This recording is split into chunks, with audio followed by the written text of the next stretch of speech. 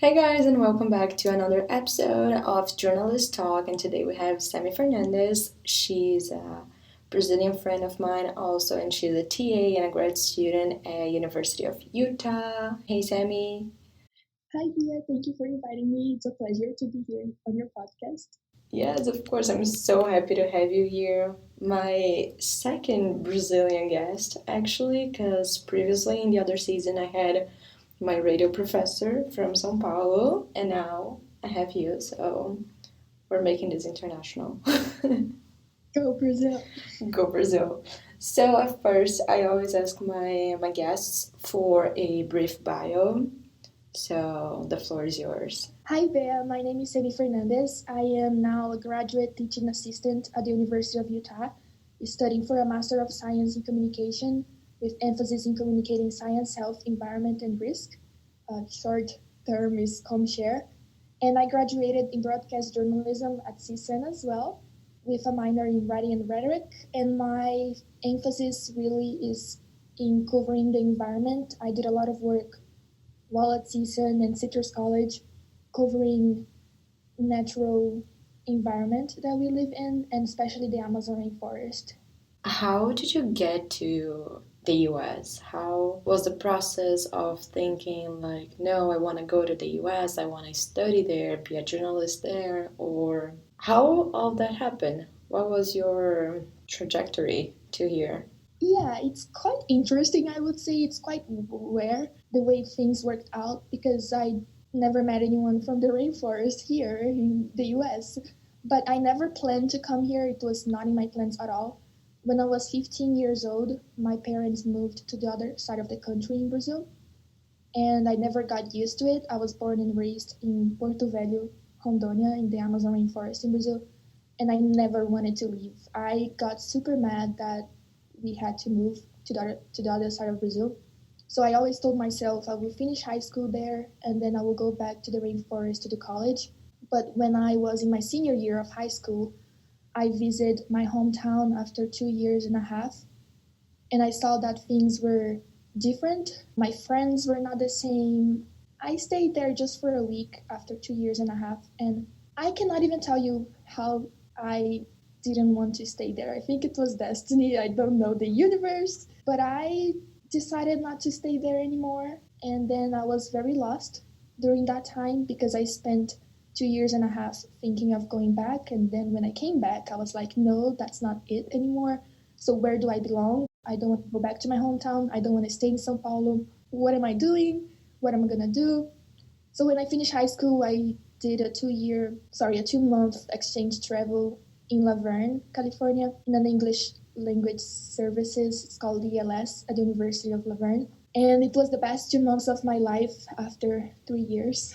After moving from the rainforest, I felt happy. I met people from all around the world. I learned a lot. And when I was there, I felt genuine happiness again. I was happy again. So I said, I'm going to stay here. So then I took the IELTS exam, went back to Brazil, to Sao Paulo, started doing mathematics in a federal university. So the government was paying for me. But then I saw that I passed in IELTS. So I told my parents, and I was like, hey, can I go back? And my parents, obviously, I was so young, I was 18. It took a year for them to let me go, and I was trying to convince them that I wanted to go back to the US, I wanted to study here. It was a process. I always told myself I was gonna do math so I could go back to the rainforest and teach at my old high school, just so I could stay in that environment forever, as if I never had to move to the other side of the country. But then I started journalism because I always enjoyed writing. So I went to Citrus College in Glendora, California, and started journalism. And then I took an environmental science class, and all that environment in my hometown came back. Dreams need to be chased. I No matter totally what. agree. Yeah, I agree because what you said that you felt that there was a connection between you and here, and that's something that I've always felt. I was like, my mom knows I've always wanted to come and study in the US and live here. And all the thing about the American dream that like you and I as international students know that there's no such thing as the American dream, but like dreams need to be followed. I agree totally But at the same time, when you feel a connection to a place and you know that it's your calling, I bet you knew a bunch of international students like I did, and some of them were like, "Yeah, well, you know, it's cool. I came here, spend 2 months, 6 months, and yeah, I'm ready to go home. Like, I don't really care about like staying here." But for you and I, it's like something. Okay, so we gotta do this. We gotta go there and conquer this space that nobody in our families ever like came and conquered, discovered, and it's such a new experience for both like you and I and our families. That's like amazing because we come here and we're so young. You came here with 18, 19? 19, yeah, to the Yeah, college. me too. I came here when I was 19 and it's such a change. It's such a change. Yeah. No, I agree with you. There's so many opportunities in the US that unfortunately we do not have in Brazil. I'm sure our parents can relate because it must be so hard for them to be away from us.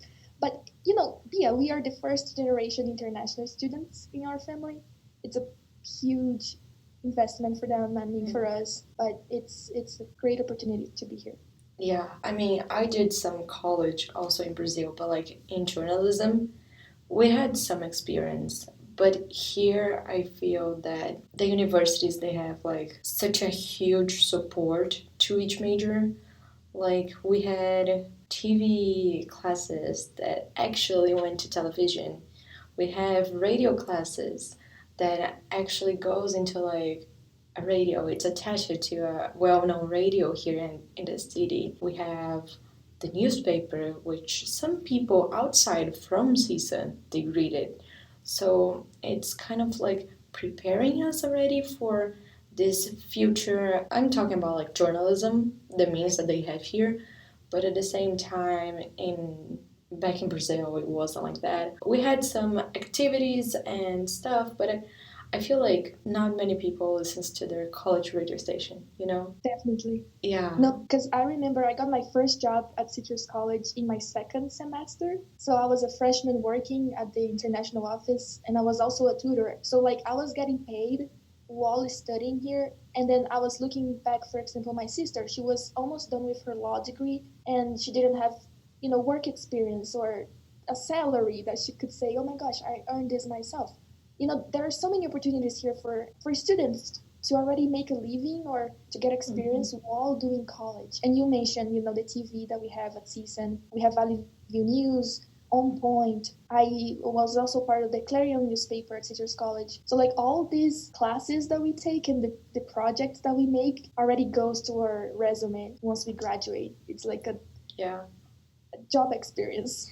Yeah, it is. And I think that's so interesting because here they start when they are 15, 16. They get like summer jobs. They already get used to like, it might not be a law office, it might be like retail or something. But they have experience with people, they have experience budgeting. It's not from our culture. Like, our culture is you get your internships when you're in college, and then you find your 9 to 5 job, and when you're basically married to some guy, you're gonna leave your parents' house. And here people are like, okay, I'm 18, bye mom, bye dad, I have my money, I have my college degree, I'm making my life. And I feel like we get this experience when we're international because we have to deal with literally everything plus thousands of documentations that people doesn't have to do.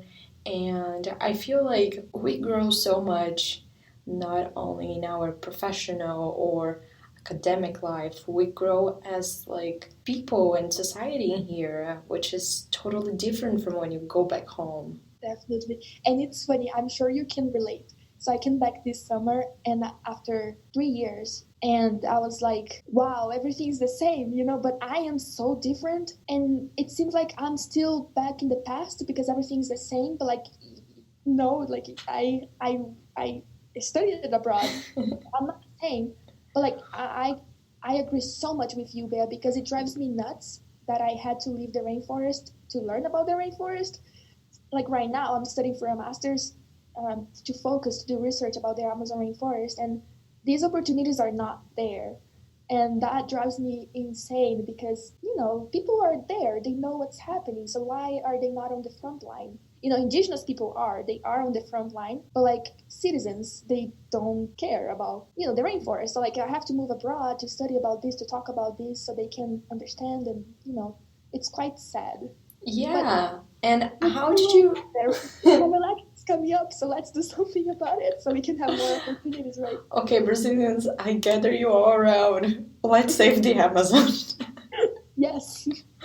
But how did you get into journalism? I knew that I wanted to do something with writing. I almost did Portuguese back in Brazil. But I was like, okay, I want to write books and all, but I feel I can do something much greater than just that. So I found journalism, and it was like my calling. I came here, I experienced all those classes, everything that we discussed, and that we know that we live here and we learn. And that's what I want to do. Right now, I want to do a podcast and radio, so I'm halfway there.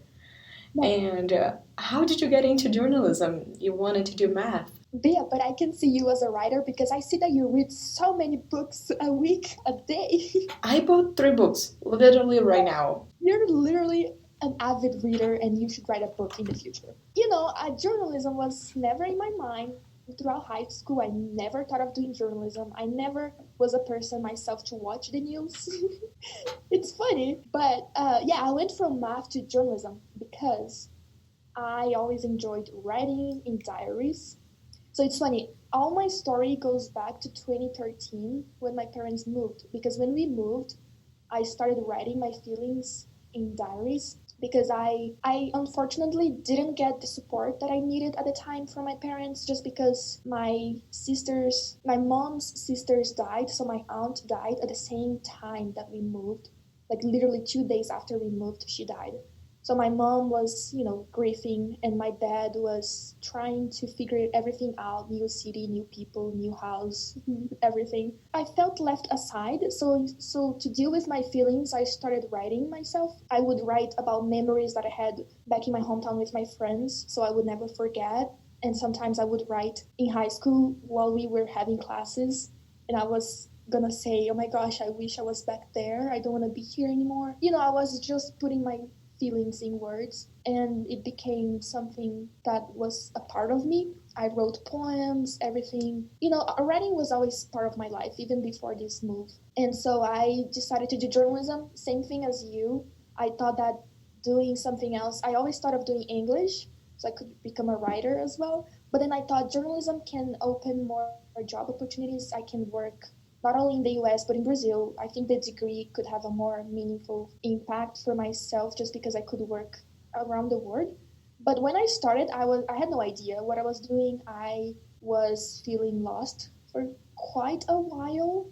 It took time for me to learn that this could be a place for me because I never was a person to watch news. So when I took the first mass communication class, I was like, oh my gosh, I'm dropping out. It was a hard class for me, my first class in the US. So like but that's how I ended up in journalism. It was this passion for writing, and math became like a side thing. I started math because it was my favorite subject in high school. Well, one of my favorites. I also enjoyed literature and essay writing. How But are you a journalist that likes math? That doesn't make any but, sense. but Kumon. I think we have this in the US as well. Yeah, I I've did never that. And I done was that. fascinated. I was like, oh my gosh, I learned the entire, um, you know, 6 times 6, 36. I learned the entire thing like in weeks.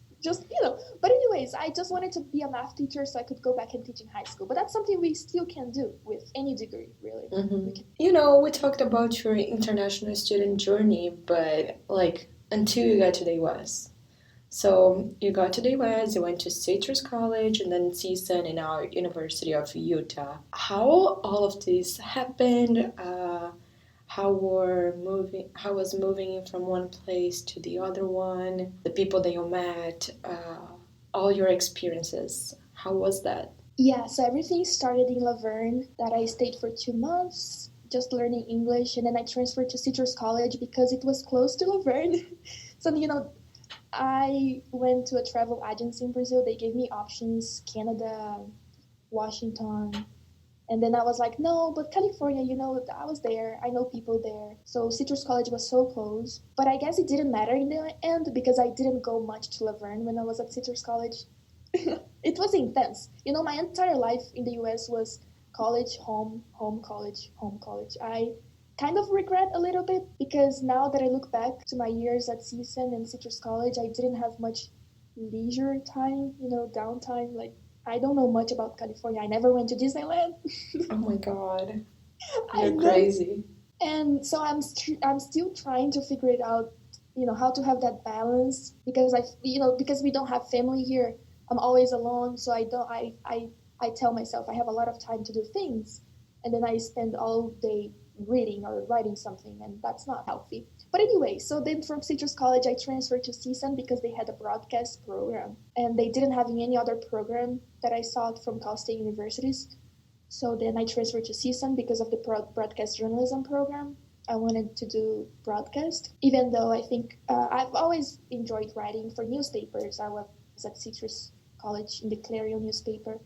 And so I wanted to explore that new area of TV rather than newspaper because I already had that experience at Citrus. So then that's how CSUN happened. And then the University of Utah happened when I was in my junior year at CSUN. The pandemic came and things got pretty dark. I was depressed in my room, but it was also the time that things started to happen, I think, because that's when I realized the world was a mess and the world was ending. It was at that level that I was thinking at the time because of COVID. So then I just started applying for a master's program because I wanted to get that credibility as an environmental reporter. So I started applying for environmental science and environmental politics, and didn't work out. I did one semester of a geography master's program at CSUN last year, but then I dropped. Yeah, I guess I dropped out. I decided to go back to Brazil because it was not meant for me. They focused a lot on GIS and mapping stuff, and I didn't have the background. My background was obviously journalism and communication. So I felt lost and that this was not for me. So then, before I decided to leave the program and go back to Brazil, I applied for other environmental communication programs around the US. University of Utah was one of them because they have this program communicating science, health, environment, and risk. And it worked out. So then I came back to Brazil and then I saw that I was accepted. So then I was like, okay, so I guess I have to go back. I cannot lose this opportunity. But my plan initially when I left the master's in geography was to go back to Brazil, to go back to the rainforest and start working as an environmental journalist because I was at my limit. COVID came, I was so homesick, more than normal. I'm always homesick. But then COVID came, I was alone. I was scared for my parents' health and everybody's health. I was like, I want to go back home, but I didn't. So then I was happy to go back and start working.